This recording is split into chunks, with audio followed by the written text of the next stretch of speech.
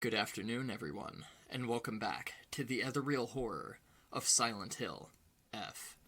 Last time on Silent Hill F, we found ourselves in the eerily empty town of Ebisugaoka, joined by our friend Shu, a childhood friend and playmate with a close connection to Hinako, Sakuko, a daydreamy yet energetic girl who takes pride in familial traditions, and Rinko, a blossoming young determined woman with a penchant for fashion trends and womanly pursuits. However, Sakuko panics as a looming fog creeps in, and she promptly breaks out in what appear to be red flowery strands, resulting in her mysterious and untimely death. As the remaining trio frantically dash away from the encroaching fog, Hinako glances at what appears to be an ominous shadowy figure within it, as she desperately makes her escape, darting through the alleyways. After Hinako lays her dear friend Sakuko to rest, we promptly suffer a psychological break and pass out in the street, waking up in a darkened shrine, to the voice of a mysterious stranger, obscured by a kitsune mask. Breaking free of the dark, we wake up to Shu, who's been mourning over our bodies since our dreamy departure, but we briskly wake to head towards Sakuko's family Shinto shrine, atop the mountains, in the hopes of happening upon an escape route. Finding only the mailbox key to her home, we descend from the mountain and read a notice within her mailbox from the local doctor that expresses that despite her parents' concerns, Sakuko was a perfectly healthy child, despite minor signs of autistic tendency. Ever loyal, Shu resolves that they must first go to Rinko's house to retrieve her before fleeing the village, and Hinako agrees. Following Shu's voice, we find ourselves wading through a valley of red spore-like fungus from before, and are besieged by the Ara Abate, a massive, gluttonous, and monstrous entity wielding a giant knife as a weapon.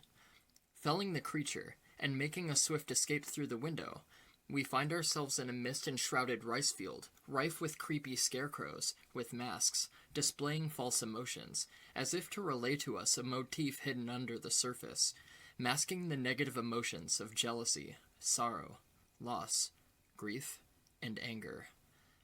Finally arriving at Rinko's estate, as both Hinako and Rinko go to make preparations, Rinko adopts an ominous look in her eyes, and shoves Hinako down the stairs in an attempted act of homicide. Blacking out from the fall, we once again awaken to find ourselves in the eclipsed shrine from before. Before we begin, I just want to quickly touch on a few theories that I've been musing over since yesterday. In yesterday's session, we happened upon a note detailing the misfortunate drowning of a young child in the river.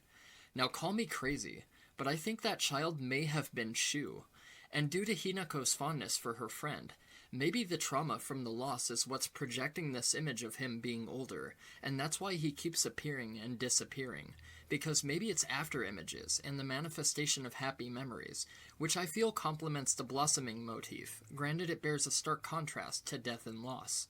Secondly, I'm thinking that the gluttonous creature we battled before might be a manifestation of a repressed feeling of guilt in the cardinal sin, greed.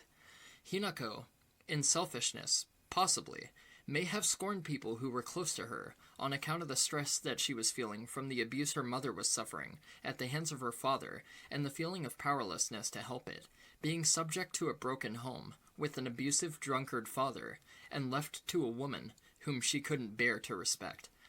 And I think Hinako was jealous of her older sister Junko, who was fortunate enough to marry and get away, and may harbor some resentment towards her. That's all I really got so far. I'm in the middle of processing and analyzing why Rinko would have attempted to murder us, and quite prominently. Obviously, the simplistic answer to this would be to say that she's jealous of my closeness with Shu. Granted, it was expressed that she bears a romantic interest in him, but I have a funny feeling that there's a lot more to it than that. But yeah, let's kick off another gory, grand session of Silent Hill F. Welcome back, everyone.